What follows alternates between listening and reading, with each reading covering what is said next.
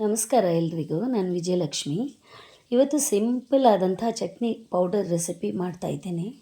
ಬೇಕಾಗುವ ಸಾಮಗ್ರಿಗಳು: 1 ಕಪ್ ಒಣಕೊಬ್ಬರಿ, 2 ಚಮಚ ಅಚ್ಚ ಖಾರದ ಪುಡಿ, 1 ಹಿಡಿ ನೆಲಕಡಲೆ, 10ರಿಂದ 15 ಬೆಳ್ಳುಳ್ಳಿ ಹೆಸಲು, 2 ಕಡ್ಡಿ ಕರಿಬೇವು, 1 ಚಮಚ ಜೀರಿಗೆ, ಚಿಟಿಕೆ ಅರಿಶಿನ, ರುಚಿಗೆ ತಕ್ಕಷ್ಟು ಉಪ್ಪು ಹಾಗೂ ಸ್ವಲ್ಪ ಹುಳಿ.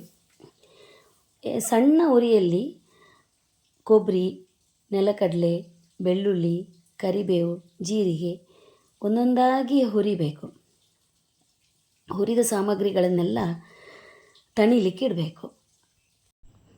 ಹುರಿದು ತಣ್ಣಗಾದ ಸಾಮಗ್ರಿಯನ್ನು ಮಿಕ್ಸಿಯಲ್ಲಿ ಹಾಕಿ ಪುಡಿ ಮಾಡಿ, ನಿಮಗೆ ಎಷ್ಟು ನೈಸ್ ಬೇಕೋ ಆ ಪುಡಿಯನ್ನು ಅಷ್ಟು ನೈಸ್ ಮಾಡ್ಕೊಳ್ಬೋದು.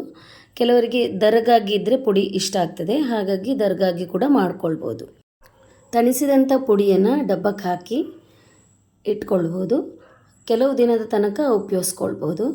ಪ್ರತಿ ಹಂತದಲ್ಲೂ ನಾವು ತಣಿಸಿ ಮಿಕ್ಸಿಗೆ ಹಾಕುವಂಥದ್ದು ಅಥವಾ ತಣಿಸಿದ ನಂತರ ಡಬ್ಬಕ್ಕೆ ಹಾಕುವಂಥದ್ದು ಮಾಡಿದ್ರಿಂದ ಸ್ವಲ್ಪ ಕಾಲ ಅದನ್ನು ಶೇಖರಿಸಿ ಇಡಲಿಕ್ಕೆ ಸಹಾಯ ಆಗ್ತದೆ. ನಮಗೆ ಅರ್ಜೆಂಟಾಗಿ ಗಂಜಿ ಏನಾದರೂ ಮಾಡಿದಾಗ, ಏನಾದರೂ ಪದಾರ್ಥ ಇಲ್ಲದಿದ್ದ ಸಮಯದಲ್ಲಿ ಬೇಕಾಗ್ತದೆ ಇಂತಹ ಚಟ್ನಿಗಳು. ಮಾಡಲಿಕ್ಕೆ ತುಂಬ ಸುಲಭ ಹಾಗೂ ರುಚಿಕರವಾಗಿರ್ತದೆ. ಧನ್ಯವಾದಗಳು. ನನ್ನ ಚಾನಲನ್ನು ಸಬ್ಸ್ಕ್ರೈಬ್ ಮಾಡಿ. ಶ್ರೀಮಂತಿಕೆಗೆ ಹೋಲಿಸಿ ಚಿಂತೆ ಮಾಡುವ ಬದಲು ದೇವರು ದೇಹದಲ್ಲಿ ಪ್ರತಿಯೊಂದು ಕೆಲಸವನ್ನು ಮರೆಯದೇ ಮಾಡುತ್ತಿದ್ದಾರೆ. ಇದಕ್ಕೆ ನಾವು ಕೃತಜ್ಞತರಾಗೋಣ.